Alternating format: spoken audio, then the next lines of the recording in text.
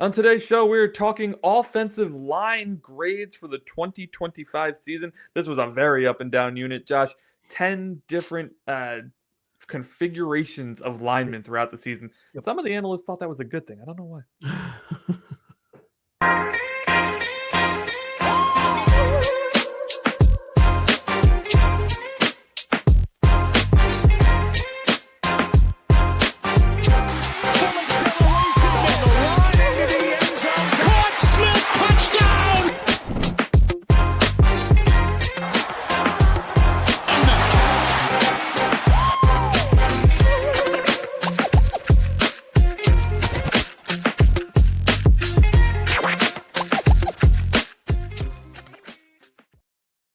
Ladies and gentlemen, welcome back to the 305 Gridiron. We are here today talking offensive line grades for the 2025 season. This was a hell of a unit out there.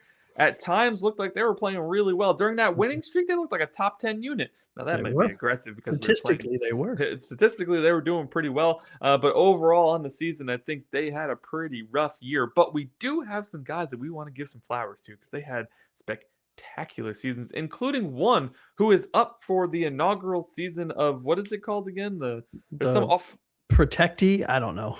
Some offensive lineman award that's being handed out at their awards show this year. And we have somebody on our offensive line who is actually not only being considered, is a strong contender to win. Favored to win. Yeah, favored to win, which I can't even believe that's real.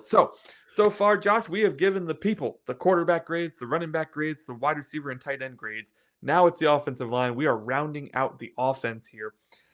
First, I want to remind people, if you haven't subscribed already, please do. We have a goal of 150 subscribers by February 11th. If you don't want to subscribe because you don't want to get notifications or any crap like that, hit the like button. That helps us just as well. By the way, if we hit 150 subscribers by February 11th, we will give away Dolphins swag and 305 Gridiron swag. So you got to be a subscriber to be in the drawing, though. So make sure you just hit that subscription button. It's absolutely free, and we appreciate you for doing it. So now let's talk offensive linemen. Josh, we are probably not going to talk about every single one of these guys on this list because there's not a lot to say about every single one. Liam Eichenberg, unfortunately, never got a chance to see the field this year. It appears, it came out recently, just this week, that he believes his knee injury was career-ending. He hasn't officially been told that by a doctor yet, but he spent the entire season rehabbing it. Never got on the field. So that's unfortunate for a guy who we didn't truthfully like very much.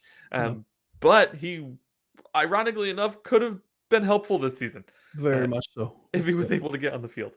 So shout out to him.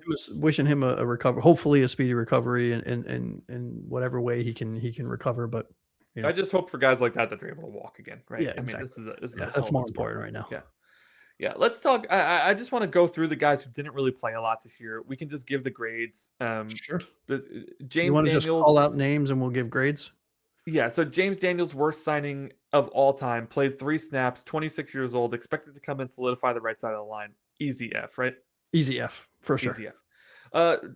Sticking to the right side of the line, Kendall Lamb came back to us to add some depth to the offensive line. He missed, I don't know, more than half of the season. When he did come in, he was very ineffective. I give him an F as well. I did as well. And for those of you that are watching, sorry, we forgot to mention this. We have not seen each other's grades. So this is brand new information for us as well. I also graded him an F. Yeah. Larry Borum came in from the Chicago Bears, played right tackle for us for the majority of the season because Austin Jackson got hurt. Listen, shout out to Larry Borum for taking his lumps out there, but he was not a very effective offensive tackle. I gave him a D only because I thought he played fairly well during the winning streak, and he started to gel with the offensive line just in time for Austin Jackson to come back. Yeah, I gave him an F. I don't think it was anything spectacular. He was very forgetful. A very forgetful season. This next player, I'm not even sure why I gave him the grade I gave him because I don't even remember him being out in the field, and that's Keon Smith. I gave him a D. It probably should be an F. I have no idea what he did for us this year. I gave him an F. Because, wow. All right, last kind of no-name guy that's just 2 more no-name guys, but let's talk about Cole Strange, man. He started at right guard for us for, pretty much the entire season because we never got to see James Daniels, unfortunately. Cole Strange was the most forgettable name on this list who played regularly for us. I think Borum may have had a better year than him. I still gave him a D. I'm being real generous there, I think. Yeah, it was strange how bad No, he was. I'm the one with the dad jokes. I Let's know, not. Yeah, but I come just on. felt, I felt like I needed to contribute. Yeah, ID for me as well. I mean, during that win streak that we had, kind of the third quarter of the season, I thought his play was okay. He sprung some big blocks and whatnot, but for the season as a whole, it was a D. And then the last kind of small name guy before we get into our big name fellas who were supposed to be the, Big hitters. backbone of our unit. Um, let's talk about Andrew Meyer, our backup center. He got a chance to play a couple games because Aaron Brewer was hurt. I think it was a game and a half or 2 games, and we got to see Meyer. Largely incomplete. Dude's 26 years old. He's still like fighting for a backup role. I'm not sure what to do about that. I gave him a C. It's just about average. Yeah, I gave him a C. I think the C is reflective of the fact that he was injured a lot and didn't get a lot of play. And the fact that he's playing behind Aaron Brewer. I think when he's on the field, he's actually surprisingly productive. Yeah. The problem is his backup. He's not, so he's not going to get a lot of time as long as Aaron Brewer's here, unless Aaron Brewer gets injured. But in the few snaps that he did have, he actually played shockingly well for being from UTEP. I mean, I don't mean to jab UTEP out of the blue catching strays over here, but that's why it's a C for me, not a D or an F. Yeah. I mean, I see a lot of like rebuild videos on YouTube using UTEP, so I can imagine they're not very good. No. Just guessing. They're just average. Just guessing. Let's get into the big names. These guys are supposed to be the starting unit for this team this year. Didn't quite work out that way, but we have some things to say about them. Let's start with Austin Jackson. This man played right tackle for us. He was a first-round pick. He started his career amazingly poorly, and then all of a sudden, he turned it around, and we were feeling great about it. So great about it that we paid him a butt ton of money to be our right tackle for the foreseeable future. Flash forward to this year, he didn't play the majority of the season. And when he did play, he sucked. So Austin Jackson, for me, got a D because this is an enormous waste of money at this point. Yeah, I have nothing else to add, and I don't really want to talk about him anymore. That's how mad I am about him. I gave him a D as well. I flirted with an F, if I'm being completely honest. It was a bad year.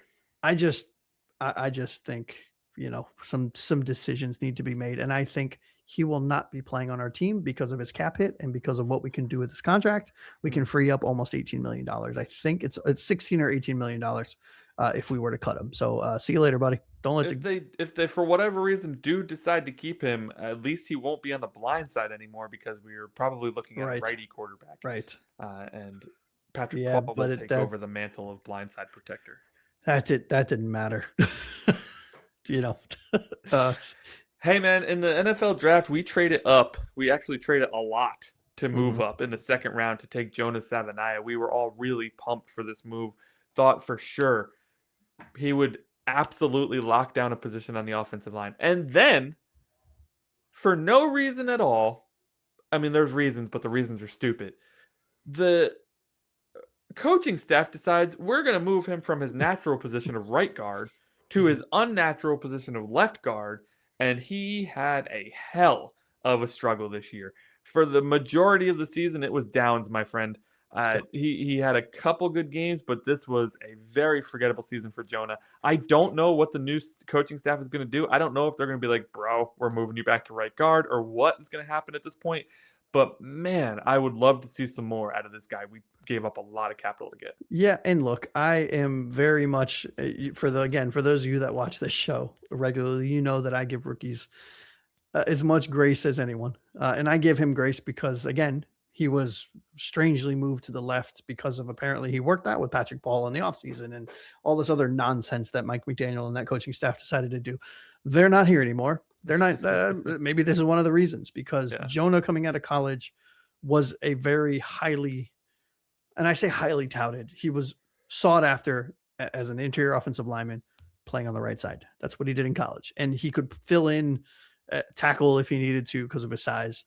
And then I gave him a C. I don't know what you gave him. I gave him a C because I think with the grace of being a rookie, learning a new position, having to basically learn how to wipe your ass again is how typical offensive linemen compare moving from one side of the line to the other. I just wanted to be as fair as I could, and a C is what I give him. I gave him a C as well. I'm very Oh, interested to wow. see Yeah. what Sully does here about the offensive line. The Packers historically have drafted linemen early and often. Yes.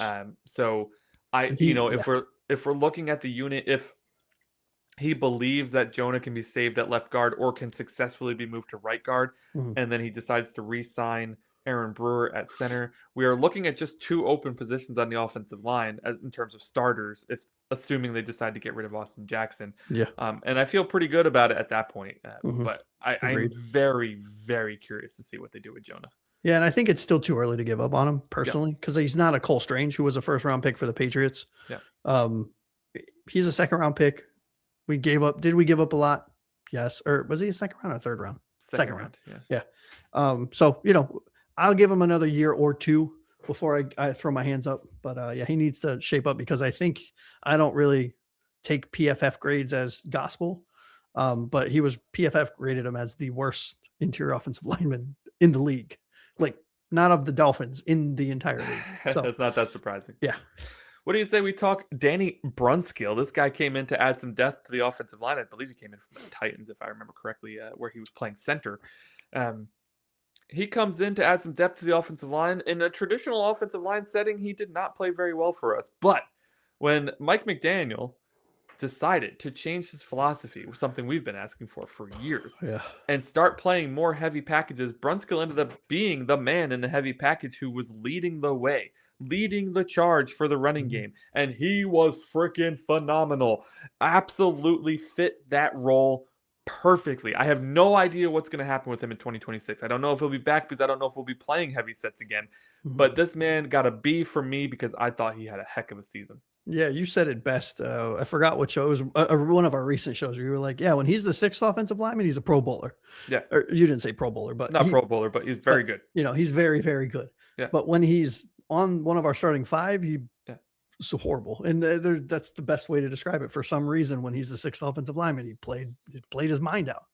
You may be thinking, why didn't they swap Brunskill in for Strange? They did. It went very poorly. It was it was not. It was worse than Strange. Yeah. But I graded him a B as well from the simple fact that he did make a significant impact in the run game as the 6th offensive lineman and in the pass pro portion of their job duties, I guess. Yep. But yeah, a B for me. Perfect. All right, we got 2 more guys here. We got our boy Patrick Paul, the beast, on the outside, playing left tackle. Listen, when he was drafted, everybody who has a media pass was just being like, Miami needs to draft another tackle. This guy isn't good enough, blah, blah, blah, blah. All we heard before the 2025 draft was how we needed an offensive tackle. Turns out we did need an offensive tackle, but to replace Jackson, not to replace Patrick Paul. Patrick Paul had a fantastic season. He's still growing. He's still working into the man that he needs to be. Teron Armstead was around the team a ton this year, continuing to work with Patrick Paul. And you could tell, man, I thought Paul had an incredible step up from last year. Very much so. Yeah, I mean, very much so. 17 games. He had 975 offensive snaps as our left tackle. He only gave up 4 sacks, which probably I would like that number to come down a little bit. Sure. And he only had all year, and this is with all of the shuffling and everything going on, he only had 8 penalties for 47 yards, 6 false starts, 2 offensive holdings. I graded him as an A. I thought he was spectacular. He's a mountain of a human being at 6'7", 326 pounds. He can move. He's on par with Aaron Brewer from a speed standpoint.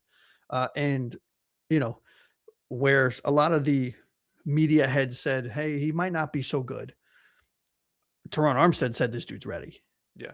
When Teron Armstead retired and Patrick Paul was taking over, I trust him more than I trust the media heads because he was in that locker room. And I think Teron Armstead's probably a Hall of Fame or a Hall of Fame quality or caliber. I'm not saying he will make the Hall of Fame, but a Hall of Fame caliber left tackle.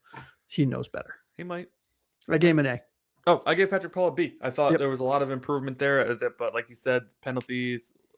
There were some plays where he really whiffed hard, which I would love to not see. But you know what? That's just the nature of being such a giant mammoth of a man. If you get, Wait, yeah, and he's also know. playing next to who we just talked about, It's compensating for Jonah a lot. Yeah. a struggling rookie. Yeah. All right, let's talk about the man of the hour here. We talked before about there's a guy up for an award, not a reward, an award. Well, a reward in financial For compensation. financially, he's getting a reward. Yeah. Our center, Aaron Brewer, had what could only be defined as a career-defining season. He was really the lead guy for our running game, more than Alec Ingold, which is why I gave Ingold only a C, and I gave Aaron Brewer an A, because I felt like Aaron Brewer was really the lead blocker for a lot of what our running game was able to do. What were your thoughts on Brewer? I have a feeling I know what they are, but I need to hear it from you. I think Aaron Brewer is a top 3 center in the NFL. And under Mike McDaniel's scheme, he was the number 1 center in the world, meaning from a fit standpoint. Right. I think if you look at all of them, he's, in my opinion, he's the number 3. I thought he played he was our best offensive lineman. It wasn't even close. I graded him as an A. If I could give him something higher, I would have.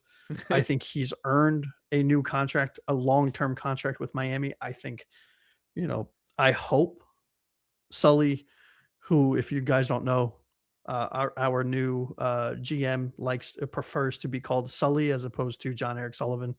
Truthfully, I can't ever remember his full name. It's only been a day. Give me time. I think the other one, he said the other one, I think it was J-Rock or something like that. I like Sully. But hopefully Sully sees, coming from Green Bay, historically having very good offensive lines. Hopefully they see Aaron Brewer, who's still only 28 years old. Yeah. Has a ton of experience. I hope we re-sign him. It'll cost a pretty penny, but I think this is the type of foundational piece on the offensive side of the ball that you need to kind of cough up a little bit of cash for. Yeah, being 28, I'd want to see like a 3-year deal or something like that, or Yeah, a 4-year yeah. deal. That's really a 3-year deal. Mm-hmm.